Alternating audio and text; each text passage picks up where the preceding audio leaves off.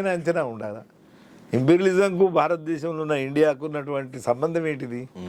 అసలు మన దేశంలో ఎన్ని లక్షల ఎన్ని ట్రిలియన్ల బడ్జెట్ వస్తే ఏంటిది? బడ్జెట్ ఎక్కడి నుంచి వస్తున్నది?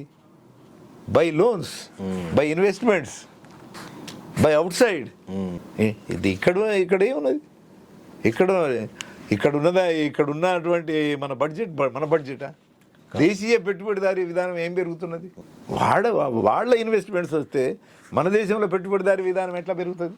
మన దేశంలో పెట్టుబడిదారీ విధానం పెరగదు, భారీ ఉత్పత్తి రాదు. ఇన్ని 79 సంవత్సరాల తర్వాత కూడా భారీ ఉత్పత్తి విధానం భారతదేశంలో ఎక్కడున్నది?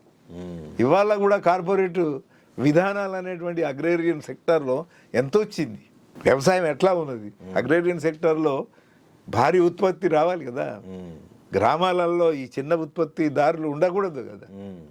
2 ఎకరాలు 3 ఎకరాలు 5 ఎకరాలు 10 ఎకరాలు కూడా ఉండద్దు కదా. వాళ్ళని మింగేసేయాలి కదా. రాలేదు కదా, ఇంకా రాలేదు. మరి అందుకే భారతదేశం యొక్క ఎకానమీ, దీనికి సంబంధించినటువంటి క్యారెక్టర్ అనేటువంటి క్యాపిటలిజం కొందరు మాట్లాడుతున్నారు. క్యాపిటలిజం వచ్చింది ఇప్పుడు. వేణుగోపాల్ ఏమంటున్నాడు? క్యాపిటలిజం వచ్చి ఈ దేశంలోకి సాయుధ పోరాట పంద, దీర్ఘకాలిక సాయుధ పోరాటం పంద నడవదు అని అంటున్నాడు. వాడు ఆశన్న అదే అంటున్నాడు.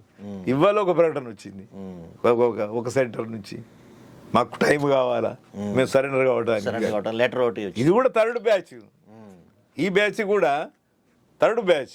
వాళ్ళు ఏమంటున్నారు? లొంగిపోయేటువంటి చర్చనే కదా. లొంగిపోయి చర్చ చేసినప్పుడు రాజకీయంగా ఒక అభిప్రాయానికి వస్తుండ్రు కదా. ఏం అభిప్రాయానికి వచ్చిండ్రు? ఈ అతివాద కోణం నుంచి పోయి ఆఖరికి ఎడుదురుకుపోయిర్రు. ఇక మేము దీన్ని నడపలేమనే కాడికి వచ్చి ఇది అసలు ఈ లైనే తప్పు అనేటువంటి కాడికి వచ్చారు.